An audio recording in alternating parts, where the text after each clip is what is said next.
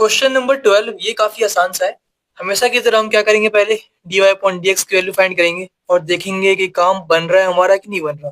तो dy upon dx की value वैसे आ क्या रही है, y अपॉन मल्टीप्लाई में है, डिवाइड में लिख दो x प्लस 3y स्क्वायर।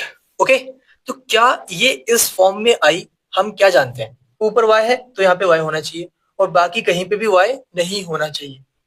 लेकिन ऐसा कुछ हो रहा है क्या, ऊपर y है तो यहाँ पे ऊपर y तो है लेकिन नीचे भी y आ रहा है कि नहीं। तो मतलब इससे बात नहीं बनने वाली। तो हम क्या करेंगे, हम जुगाड़ लगाएंगे और dy अपॉन dx की जगह पे dx अपॉन dy फाइंड करेंगे और देखेंगे क्या इससे काम बन रहा है। तो जल्दी से dx अपॉन dy की वैल्यू फाइंड कर लो। ऐसे क्वेश्चंस आप दो पहले भी कर चुके हो, तो अब आपको थोड़ी सी चीजें अच्छे से क्लियर हो रही होंगी। तो हमने ये फाइंड कर लिया, ठीक है, हमने बोथ साइड रेसिप्रोकल कर लिया, या बोल लो कि इसको इधर मल्टीप्लाई कर दिया, इसको इधर कर दिया, इसको नीचे कर दिया, तो ये बन गया। ओके, या ऐसा बोल लो कि इसको ऊपर नीचे कर दिया, इसको भी ऊपर नीचे कर दिया, डन। तो ये आ चुका है। तो क्या अब ये सॉल्व हो जाएगा? हो जाएगा। देखो कैसे, dx upon dy equal to में सेपरेट कर लो, x अपॉन में y plus 3y square upon में y, क्या आने वाला है, y से y कैंसिल, 3y आने वाला है कि नहीं। और अगर मैं इसको ऐसे लिख दूं, dx अपॉन में dy प्लस का है, इधर आके माइनस का हो गया, माइनस x अपॉन में y इक्वल टू में 3y, एक ही बात है, कुछ भी अलग तो नहीं है इसमें, है कि नहीं। और हम जानते हैं ऊपर y है तो यहाँ पे y होना चाहिए और बाकी हर जगह पे कहीं पे भी y नहीं होना चाहिए। तो वैसे ही ऊपर x है तो यहाँ पे x होना चाहिए और कहीं पे भी x नहीं होना चाहिए, जो कि नहीं है। तो ये प्रॉपर इसी फॉर्म में आ चुका है। बस डिफरेंस क्या है, जहाँ पे x है वहां पे y है, जहाँ पे y है यहाँ पे वहां पे x है, ठीक है। तो फॉर्मूला भी सेम रहेगा, हम जानते हैं इन बातों को। तो इंटीग्रेटिंग फैक्टर की वैल्यू क्या आने वाली है, उससे पहले बताओ p की वैल्यू क्या आने वाली है। p क्या आएगा हमारा, बताओ। इस केस में p वो था जो y के साथ था, और इस केस में p क्या होगा, जो x के साथ होगा। और x के साथ में क्या है, -1/y, -1/ में y।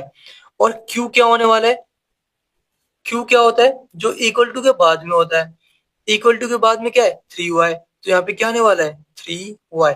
और हम इसके बाद क्या फाइंड करते हैं, इसके बाद हम हमेशा आई एफ की वैल्यू फाइंड करते हैं, मतलब इंटीग्रेटिंग फैक्टर की, जो कि क्या होता है, e की पावर इंटीग्रेशन ऑफ p, यहाँ पे dx है लेकिन यहाँ पे क्या होने वाला है, dy।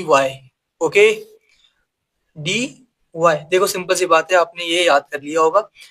इसमें जहाँ पे x है वहाँ पे y पुट कर दो, जहाँ पे y है उसमें x पुट कर दो, क्योंकि यहाँ पे dx upon dy upon dx था, यहाँ पे क्या है, dx अपॉन dy, बस इतना डिफरेंस है। ओके, इसकी वैल्यू क्या आने वाली है, इंटीग्रेशन p है, p की वैल्यू क्या है, -1/y, तो -1 अपॉन में y और dy। तो इंटीग्रेशन ऑफ 1/y क्या होता है, log y होता है कि नहीं। तो log y आ गया और माइनस भी था तो माइनस लिख दिया हमने।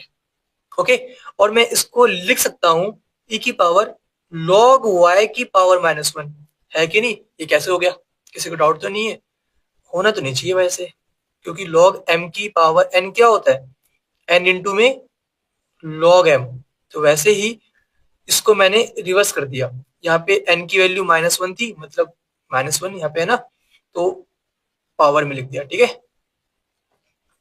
तो ये ऐसे आ गया। और हम जानते हैं जब भी e की पावर में log होगा तो कैंसिल कर सकते हो मन ही मन में आप, ठीक है, शॉर्टकट है ये। और बचेगा क्या हमारे पास, y की पावर -1, मतलब आप इसको लिख दो 1/में y, एक ही बात है ना, सेम सेम टू सेम एक ही बात है। तो इंटीग्रेटिंग फैक्टर की वैल्यू क्या आई है हमारे पास, 1/में y। तो हमारा आंसर तो आ चुका है। अब हम जानते हैं कि हमारा general solution of differential equation क्या होता है, आप यहाँ पे प्रॉपर लिख देना, general solution of differential equation, उसकी वैल्यू क्या होती है, y इंटू में आई एफ। लेकिन यहाँ पे क्या आने वाला है, जहाँ पे x है वहाँ पे y है, जहाँ पे y है वहाँ पे x इसके अंदर। तो यहाँ पे y है तो हमें पता है कि हमें x पुट करना है, x इंटू में आई एफ। इंटीग्रेटिंग फैक्टर की वैल्यू क्या आई है हमारे पास, आ रही है 1/y। तो 1/y इक्वल टू में इंटीग्रेशन ऑफ q, q क्या है हमारे पास, 3 इंटू में y, तो 3 इंटू में y इंटू में आई एफ। आई एफ की वैल्यू क्या आई है हमारे पास, 1/में y, तो इंटू में 1 में y, फिर dx है, जहां पे x है वहां पे y पुट करना है इस फॉर्मूले के अंदर, तो यहाँ पे dy आने वाला है प्लस का c। ये हमारा आंसर आ चुका है, बस आप इसको इंटीग्रेट कर लो। देखो ये तो कैंसिल हो गया, y से y, तो क्या बचा हमारे पास, x अपॉन में y इक्वल टू में 3, और इंटीग्रेशन ऑफ 1 बचेगा यहाँ पे y के रिस्पेक्ट में, तो हमें y मिलने वाला है प्लस का c। ये हमारा आंसर कंप्लीट हो चुका है। ओके, लेकिन अगर आपको बुक से मैच करना हो तो एक काम कर सकते हो, y को इधर मल्टीप्लाई कर लो, इसकी नीड वैसे है नहीं, तो x इक्वल टू क्या आ जाएगा, 3y² प्लस c इंटू में y। हमारा आंसर फिर से वापस से कंप्लीट हो गया। इतना ही करना था। और वीडियो कैसी लगी बताना मत भूलना, और टेक केयर, ध्यान रखो अपना, हंसते रहो, मुस्कुराते रहो, और अपना ध्यान रखो। Okay, bye.